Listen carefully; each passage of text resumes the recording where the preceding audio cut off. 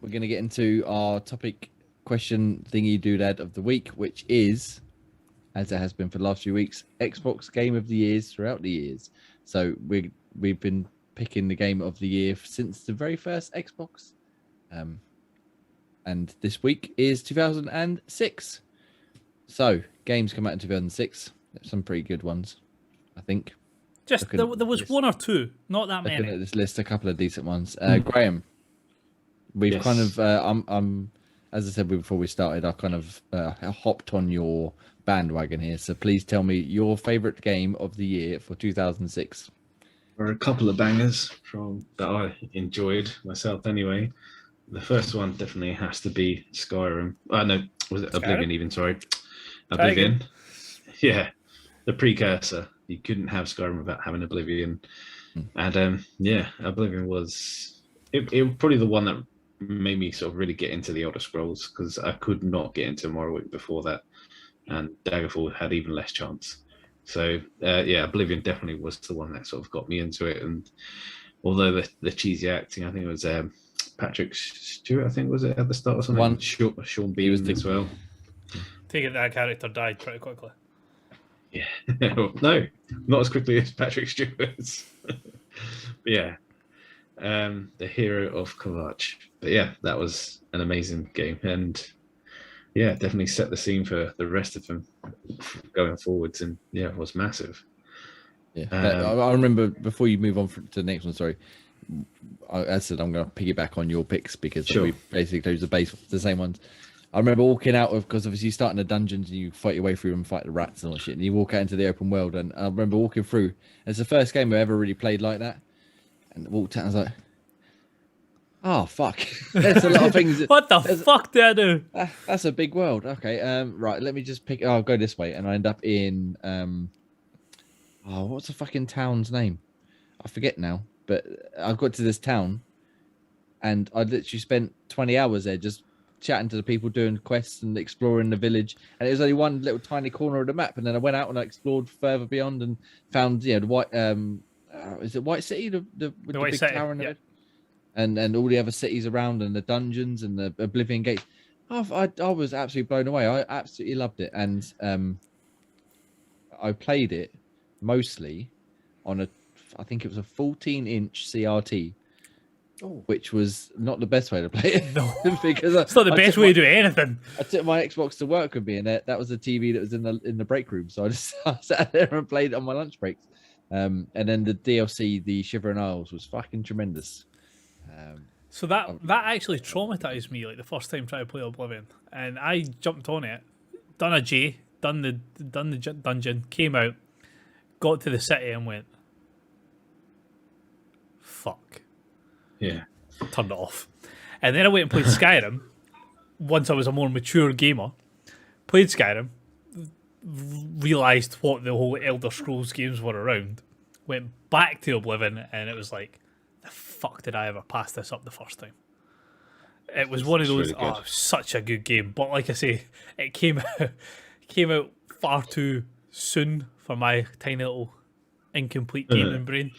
I just loved the way you just explore, and there'd be people going about their business, and you get into fights with people or meet merchants or meet NPCs that give you quests, and then you'd go around the corner and there'd be a whole other suite of things to find and talk to and explore, and then there'd be a big dungeon, and there'd be like the elven ruins, the fucking dwarven ruins, all this. It was madness, absolute madness. I do think that's one thing that the Elder Scrolls series nails on, like spot on, is the way that they do lore and things like that. I mean, it's like just reading about, like, it's more pertinent for like Skyrim because I've done a lot more hours in Skyrim, but like you go in and you read about all the different names that all the different elven races, not the elven races, the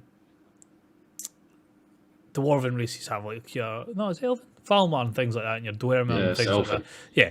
So you've got all of that, and it tells you the backstory of all of them, and then you've got all your different Daedric gods and what they are the gods of, and what their feats and things like that they've done throughout life, and where their different loyalties lie, or what races have different loyalties to them and things like that. It's just the lore that they put into the Skyrim game, or the Elder Scrolls game, is fantastic. it's something you can really sink your teeth into and get into. It's one of these things like Warhammer, where you've got just infinite amount of stories that you can get into if you really want to, or play it just as a standard A to Z or A to B type game. Yeah, I love just exploring people's houses and picking up books and just reading. Exactly. And each book's got like 20, 30 pages. You read it. Okay, yeah, it's cool. And then 10 hours later, you'll find a book in a different house. So it'll be chapter 2, and you fantastic. It fills in all the details. And yeah, I absolutely I adored that game. I kind of broke it by exploiting some of the systems. I ended up getting a shield and a ring and an armor, which effectively, if an enemy hit me, they did 120% damage back to themselves. So I became invincible. Aha! And they were just killing themselves by hitting me. So I kind of ruined it in that aspect, but the rest of it was awesome. Anyway, Graham, so we kind of got sidetracked about Oblivion. It was only because I had three. I didn't want to sort of drivel into too much because obviously I mentioned two others. Yeah. One being Dead Rising.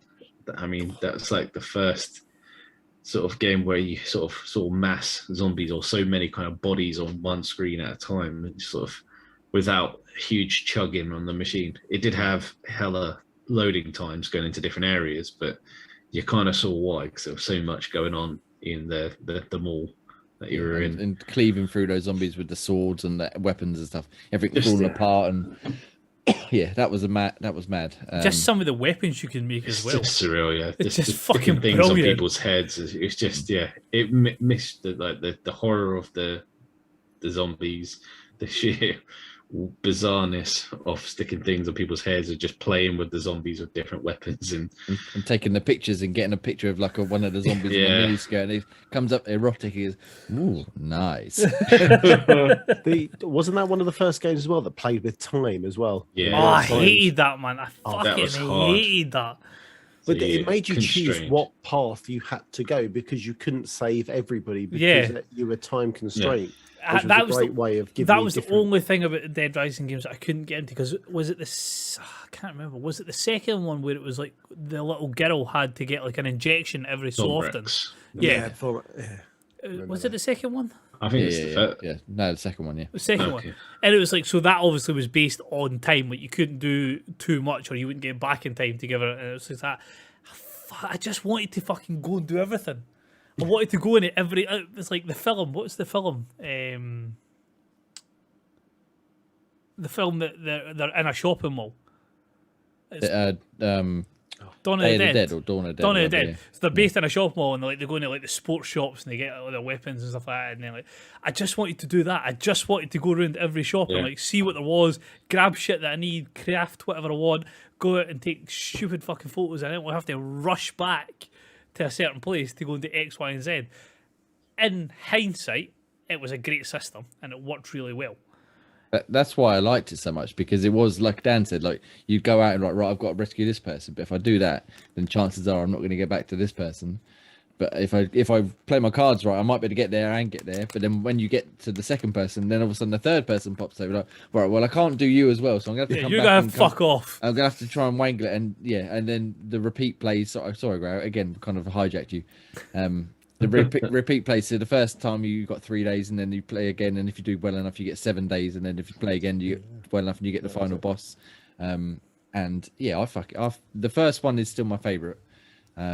We can get into 2 when it comes up in the years, but I didn't like that one quite so much. But what did you get the Chivo, Gray, for killing the amount of zombies? Oh, there's so many. I can't remember. I just remember because you get a vehicle outside that you just kind of span around in and just murder them all. Yeah, going in like the underground tunnel, just driving through them as fast as you can, and plowing go back through. Yeah, it was mad, and it was wacky, like you said. Was there any particular weapon that sort of stood out to you, or any particular item, I should say, really, rather than weapon? Yeah, so you mixed the smoothies together. I think one of them gave you sort of zombie breath or something, like fire breath or something like that. It's usually that, or the Mega Man kind of gun or punt glove thing that gave you a little bit of a fire blast. Was there not one that was like was it like a strimmer, and it had like a saw blade on the end of it, and it was like you just mowed through them like that? Yeah, I think so. Yeah, that was like something like that. Yeah. He just runs forwards into it. Yeah. Yeah, that was a great game, because they obviously re-released it for Xbox One.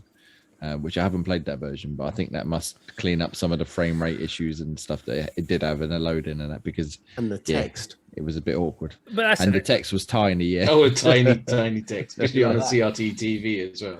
Like a game that old with that amount of zombies, you were obviously going to expect it to struggle. Yeah. But yeah, no, it was a fantastic game. Definitely my favourite one in the series. But again, we'll get to that later down the line. Graham, have you got one other pick I see on the list here? That's fine. I'll leave it to the others because I'll give them a chance to say their games. Okay, well, Rainbow Six Vegas. Oh, see, I was going to put it, and then I seen you put it. I was like, fair plays. Dan's finally contributing. Well, yeah, and I don't know what made me pick this game up, but picked it up, and I think it was one of the first experiences of using the headset and trying to cooperatively kind of fight another team, and not that Call of Duty. Yeah, like Call of Duty was great and all, but you got to Rainbow Six, all of a sudden, kind of that multiplayer team attack stepped up a notch, and then you had the chance of kind of propelling down, going into rooms, cameras under doors, satchel charge on the door at the other side of the room, which at the time was all like brand new. I think there was flashbangs as well. Sorting out your weapon loadouts. My God, the hours I spent playing this game and not doing very well was quite a lot, but it was really, really enjoyable. Don't think you need to specify they're not doing very well, Dan. That's just par for the course. Well, no, back then I had some skills, not a lot, but I had some. And another one is obviously I've got to put down Gears of War. What happened in that game again? You should remember. Well, that was 2. No, that was 1, wasn't it? No, that was 2. Was that 2? No, the Mad World trailer was number 1. That was the original trailer. I'm sure that original trailer was what? Yeah, I'm pretty sure. Ross, look it up. Right, Daniel, tell us all about Gears of War. Anyway, how Gears awesome of War. Marcus and Dom are. The friendship, the locust, the watching these weird guys who looked like frigging massive rectangles, kind of running and then covering over the wall, and the roadie run was awesome. Yeah. And then you'd like, shit, jump over. Just brilliant. And then I remember playing it with my friend, going through on, I don't think we ever managed to get the hardest difficulty, but you go up a notch and you're like, oh my God, this is fucking hard. Just memories of Gears of War playing that in my youth. Is the big beefy meaty men and like chainsawing the fucking locusts in half and it's exploding into and watching them. And then back then, I mean, when you saw it back then, you were like, oh, these graphics are amazing. Go back now and you're like, ooh, those are bad. Bits of like square falling off them. But yeah, loved Gears of War. Mad World tags was used in a teaser trailer for 1 and for 3. There we go. And I remember the advert because he was hiding behind a tree. He ran across, hid in a car park, and there was a Brumac? A big Brumac. Brumac came through, and then you could see like the penny drop, and he was like, "Shit, it's about to go," and he comes out and just fucking fires. The song that I was thinking of was, and for the life of me, I can't remember what the name it was now. How It Ends was what I was thinking of for Gears of War 2, and that's when he's sitting at the tree cleaning his Lancer and things like that. No, and the Mad World was the bit that came from Dom's death. Whoa! If you've not played Gears 3 by now, you need to be shot, hung, drawn, and quartered. It wasn't a special edition coming out. Well, there is, but still, you should fucking have played it by now. But yeah, that's an encouragement. That guy biting the dust will get more people to play it. Do you reckon if him and Kenny teamed up, that'd be the ultimate game? Wait, why am I hearing any sort of hate towards Dom? Gray's not a big fan, but Dom was fucking awesome. He's no fucking Coltrane though, is he? Coltrane, baby! Coltrane, all your favourite that dies every time. J Carbine. Yeah, Carbine, man. Well, what one? Carmine, sorry. Carmine. What Carmine, one? yeah. Carmine. Doesn't matter, they're all J's because the amount that go down every time. Yeah. I like Benjamin just because I like that name Benjamin. But Anyway, right. I'm going to come up Baird's pretty cool. I was going to come up with the controversy and say I actually quite like Baird. Baird's quite fun. He's interesting. Not so much in Gears 5. I wasn't a big fan of him there. But, well, he's scientist mode, isn't he? Yeah. Although he does make big ass fucking transformer robots. He does, and lots of cool weaponry. But Gears was a fantastic shout, Daniel, as is Rainbow Six and Oblivion and Dead Rising. However, Ross, tell us yours because I've done mine. So I was going to put Rainbow Six. As he stuffs his face for the fucking... Yeah, perfect timing. Yeah. I didn't know he was going to come. And Edinburgh. So I was going to put Rainbow Six Vegas, and then I seen Dan had it, and then I realised, oh wait a minute, Ian isn't on the show this week. I'm taking his because it is one of my other ones. The best game in the series, Hitman Blood Money. Fucking loved that game. It has one of my favourite levels of all video games ever. And it's the one where you're in Mardi Gras in New Orleans, and it's just you've got to kill the two lovers. I love that mission so fucking much. Murder of Crows it's called. And it's just Mardi Gras, the whole fucking celebration. You can sneak in through the crowd dressed up in all these different cool outfits. Love this game as well, especially with the like alternative ending type idea, which if you don't know about, the game's how old now? 20 years old almost, 16 years. I mean, yeah, none of us are going to play it, so carry on, sir. So you've got the bit where Agent 47 dies. Fucking hell, you don't realize you're going to go that far? Jeez. And you're lying there, dressed in your nice white suit as you've been killed, stabbed in the back by your agent saying, you Always think, what the fuck? And you're lying there, you've got your silver ballers, you're lying there, dressed in your white suit, and the credits are rolling up on the screen, and you think, fucking hell, what the fuck?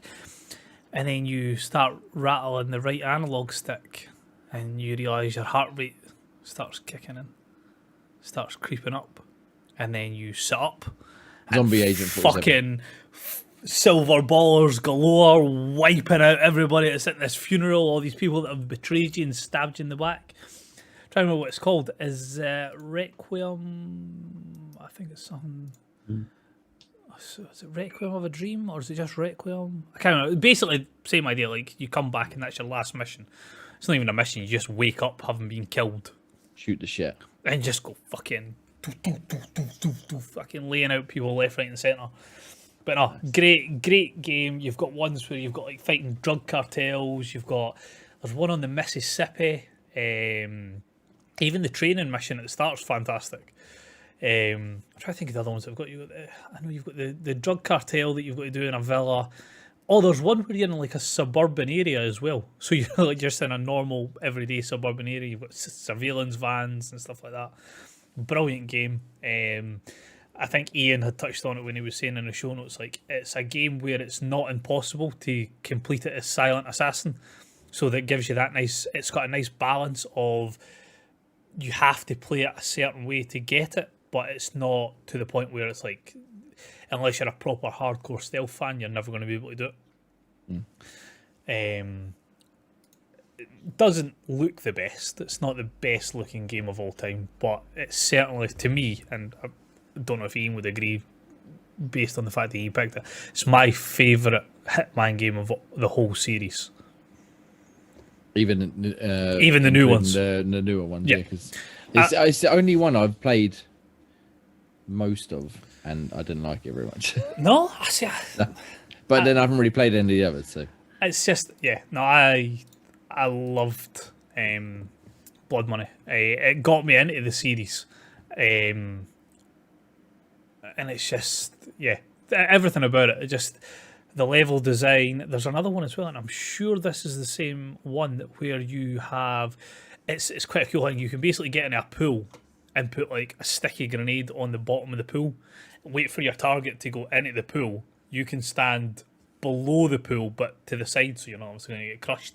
Detonate it, and like he just fucking plummets out this fucking hot tub, through all the way right down, crashes onto rocks in the bay below, and you're like, dick. But yeah, it's just best one that they've done, and they need to do an upspuff and re-release it, or at least the next Hitman brings some of the levels back with the same type of targets and stuff like that. Just add it into the world of assassination. Yeah. As they would do with it. Nice. Well, some decent games again. We definitely skipped over a few, but there was, in terms of 2006 had a big list of games that we could have sort of went through. Yeah, but I think some decent shouts there. So next week we'll do 2007.